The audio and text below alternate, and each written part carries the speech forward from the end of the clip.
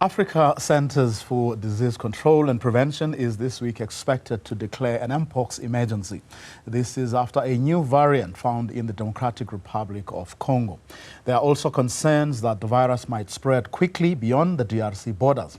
Mpox is so far proven to be transmitted through close contact and causes flu-like symptoms, pus-filled lesions. Joining us is Dr. Richard Lessells, infectious diseases specialist. Doc, a very good afternoon to you. Thanks very much for your time. The situation certainly not grave around the world, but the continent has a lot to be concerned about, given such situations as the one found in the DRC.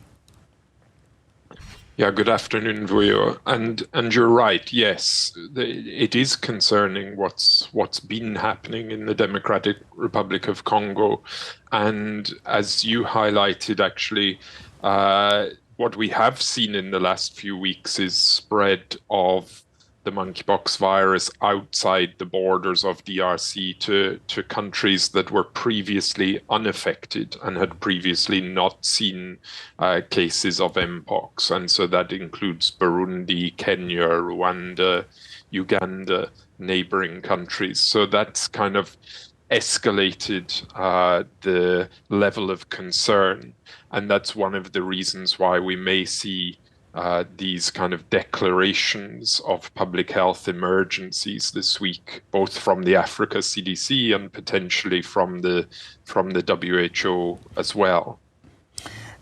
What could be, can what is happening now, the spread that is to your Ivory Coast, Kenyas, Ugandas, Burundis, and so on, can that be attributed solely to the variant that is prevalent in the DRC, or are there more contributing factors? Well, there's a lot of unanswered questions. There is, as you've highlighted, a new variant of the monkeypox virus. We don't really understand yet whether it has very different characteristics from the viruses that were previously circulating in DRC. So kind of whether it's more transmissible or kind of spreads more efficiently. I think the spread into these other countries is not surprising to those of us who know about infectious diseases and how they spread. We've been seeing for 2 years now the increased transmission of this virus in the DRC. And we know that there are many other issues in the DRC, conflict, many displaced people, lots of cross-border movement. And so like with many infectious diseases and epidemics, it was only a matter of time, if you like, before we started to see spread across the region. And unfortunately, like many epidemics, we've kind of been watching and waiting rather than being kind of proactive and preventative around this. What could be the cause or causes to what appears to be a bit of a slow pace in trying to do something? Well, I mean, in the DRC itself, of course, they're battling many health emergencies. So even if we just look at health emergencies, within that, they're dealing with measles outbreaks. They're dealing with all the kind of displaced people and the kind of health effects of that. They've had cholera outbreaks. And so in that sense, it's of course a huge challenge for a country like DRC to really control all these different outbreaks happening. And one of the reasons for this kind of declaration of a public health emergency of continental security, which is a new thing that the Africa CDC may declare this week, one of the kind of reasons for that will be to bring more cooperation across the region, to hopefully bring more resources in from African governments, but more of a regional response, so that other countries can really support what's needed in the DRC and try and prevent kind of further spread across the continent. Could that be the game changer, so to speak, given that, I mean, your Rwanda and Kenya's, would not be, economically, the way they manage outbreaks would be different from, let's say, a Burundi? Could that be what's going to change or turn things around?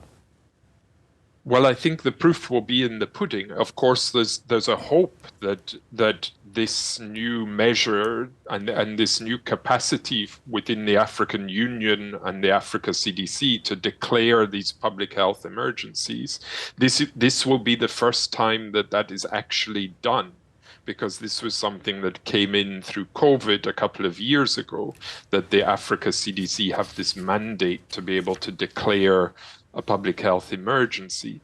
And the reality is we don't really know whether that's then going to be something that effectively brings in resources, whether it gets commitment from heads of state, from governments to improve the funding to support everything that's needed. And that's kind of better testing, better surveillance, more access to treatments and vaccines, and kind of strengthening of the health services to care for people with Mpox. So we know what needs to be done. We know how to deal with this outbreak, but like everything, it's a matter of getting the resources that we need to do that effectively and do it in a coordinated manner.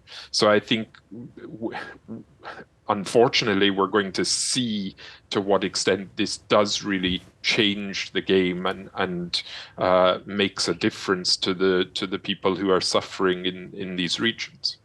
What about the WHO, whose Director General said last week that he was going to put together an emergency committee to advise whether the outbreak presents a public health emergency of international concern? Yeah, and this is where it's probably quite confusing for your viewers, because we've got these two parallel processes happening this week. We've got Africa CDC, a body of the African Union, which may declare a public health emergency of continental security. And then we've got the WHO, who may declare a public health emergency of international concern. And just to be clear, Mpox, the Mpox epidemic was previously a public health emergency of international concern. When the outbreak started spreading outside Africa in 2022 and affected many countries around the world, it was declared a public health emergency. Unfortunately, that was then declared over, or it was ended in May of 2023, even though at that time the disease was still causing really substantial problems in Africa and in DRC particularly. And so one of the reasons why Africa CDC now has this ability to declare a continental emergency is because Africa's often left behind, and Africa's often not considered properly with these international declarations. And that's what we've seen with Mpox. And so now the worry is that we've got these two bodies considering whether to declare this public health emergency. And that gets very difficult to understand. And we need to be clear, we need to be sure that everyone's going to be working together towards the same aims, which is really to control this outbreak in the areas where the spread is highest. There's no doubt it's a public health emergency. The question is whether these declarations really, as you say, whether they actually then do what's needed, which is to get more resources into the area to support the teams to control this. Dr. Lessells, let's leave it there for now. Thank you very much for your time.